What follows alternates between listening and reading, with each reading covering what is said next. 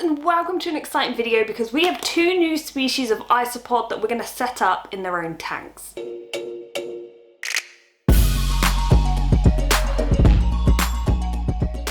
Okay, so the one I'm going to start with, these I guess are more common, they weren't as expensive. They are the zebras. I'll put the Latin name on the screen because frankly I'm not going to try to say it, but these are really cute and chunky and we'll look at them closer in a moment.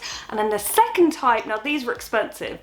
I got 10, there should be 10 in here, for £40, but we'll have a closer look at them in a moment. So as you can see, these are the zebra isopods. They're pretty striking little things. If you've seen one of my previous videos where I talk about the snails versus the isopods, I have a bit of a problem with giant orange isopods, so I didn't necessarily want another orange isopod, although the next one's a little bit peachy.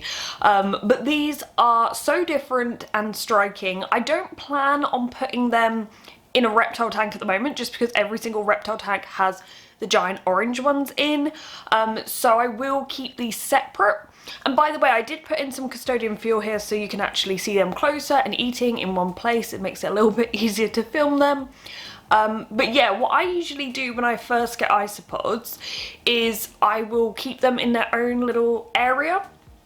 Now what you can do if you really want a cleanup crew straight away, you could put half of the colony you've bought or culture in the tank and half separate, so if those ones die off in the tank or get eaten, then at least you have backup, which is hopefully rapidly growing on their own. But yeah, these are the zebra isopods. So the expensive species, this is one that I've been wanting for a while. They're very small species, but they are so interesting to look at that I think we can only appreciate that under the macro lens, and these are crystal pineapples. Now if we open this up, as I said, they're very small and they blend in so well. So I don't know if we're gonna see them like this, but if I get my macro lens, we're gonna find some. So I managed to film this one really close. This is the only one I've seen so far. And as you can see, there's like a little speck of something. I mean, these isopods are tiny. So this little thing on its spike is even tinier. I would say if you're looking for an isopod that you can easily spot, these might not be the ones. But visually, when you have a macro lens or you look really close, you can see how cool they are. Now what I did is I actually put some custodian fuel in the tub, put the lid back on and left for a bit just to see if any more would come out. And thankfully they did. Now I've yet to count them all, but as you can see, there are more in there and you can see the texture on them. It's just so cool. I love when I film now, like Bruce doesn't hide away. He just watches me. When I first got him, he'd hide away when someone walks in the room, but he just watches me now when I'm filming. It's great. So the first tub I'm setting up is for the crystal pineapple isopods. This is a semi-decent size. For the amount of individuals, I think it would be totally fine.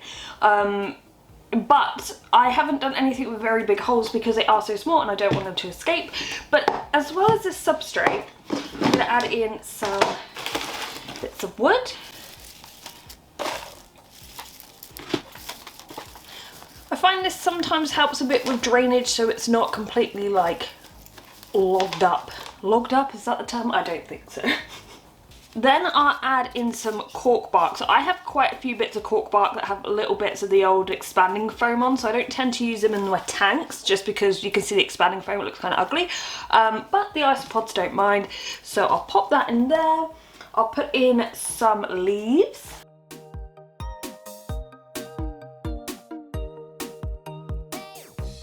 It doesn't have to be too wet though, because the thing is, the soil's pretty decent and damp anyway. The lid of this tank has holes in it, but it can retain a lot of the moisture. And actually with isopods, you do need dry areas as well. As well as this, I'm going to add in a tiny bit of cuttlefish. As I may or may not have mentioned, I can't remember now, calcium's really important for isopods. Now the custodian fuel contains it, but I just like to give a little bit of backup. It's like how you might, with like leopard geckos, you will put maybe calcium on their food. Sometimes we also keep a little calcium bowl in their tank. It's just, options are good. So now we're going to try to find out these tiny isopods to see where they are. Now, the place I bought these from, they did say that their current environment obviously in here is a little more humid than they would recommend. So hopefully this is better for them. Now there's one, we have found one. I'm gonna go through and try to count all of these out. There's a bit of size variety. So I'd imagine this size, I don't know how well you're gonna be able to see that, is the sort of adult side. I can't remember if that was 4 or 5. Some of the little twigs in here, it looks like maybe there's a little bit of mold growing. So although the isopods should take care of that, if that does continue to grow, I'll pop some springtails in here because they'll take care of that. But I think just basically when these were packed up, it's probably held the moisture quite a bit, so things are going a little bit mouldy. 7, 8. Okay, I've definitely found 8. There could be some in the moss as well, because as I said, they are so small. I'll tip the rest of this substrate in here. They've still got some custodian fuel in there, they have a cuttlefish, they have leaf litter. I think they'll be fine for now just because there's so few of them, and if I put a load of food in there, it will likely go mouldy. So we'll check back up on them. Obviously, just it's good to do that regularly with your isopod and check everything's okay. But I wouldn't be surprised if we completely lose them in here because they are so tiny. And then we have this tank for the zebras. You might recognise this if you see my millipede video. So I bought some bumblebee millipedes, put them in here, they were doing fine, but then one by one they sort of died off. And I went back to the shop I got them from and sort of asked them, like, how are you keeping them? Have I done something wrong? And basically they had been keeping them at much higher temperatures than what's recommended online. So of course I brought them home, I kept them at a lower temperature, and they think that's why they died. Although the temperature was only 2 or 4 degrees lower than what they were keeping them at, and as I said, they were keeping them way too high. So won't be buying from them again. So sadly the bumblebee millipedes did not make it, but hopefully the zebra isopods will have better luck. As you can see, because it's been quite moist in here, the custodian fuel's kind of expanded a little bit, but that's great actually, it makes it easier to break down. So I don't even actually know how many's in here. The label didn't say, but I think we've probably got plenty. Look at that, as part of a shedded exoskeleton, so it's good to see that they're shedding well. By the way, I don't know if you can hear it, but there is so much rain and wind at the moment. If you do find you have isopods and they're dying out, or they're not breeding, or they're having bad sheds, it's probably due to a lack of calcium. So keep that in mind. Also just lots of food they need, good ventilation, but also don't let them fully dry out. It'd be interesting to see how these do.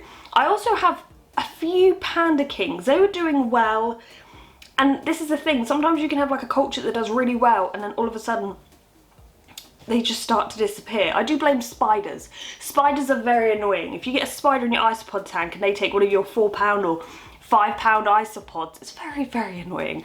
But I will say, you know, if you're a kid, when you were a kid like me, I would always collect woodlice. So to be an adult and have access to all these different types of woodlice or pillbugs, isopods, it's so cool. Now the channel isn't going to suddenly turn into an isopod channel, but if I do get isopods I will share them here. For now these guys will live in here until I feel they need a bigger tub, or I have another tank that they can live in. But I hope you've enjoyed this video. If you have any recommendations of isopods that you absolutely love keeping, then let me know in the comments below. But thanks for watching and goodbye.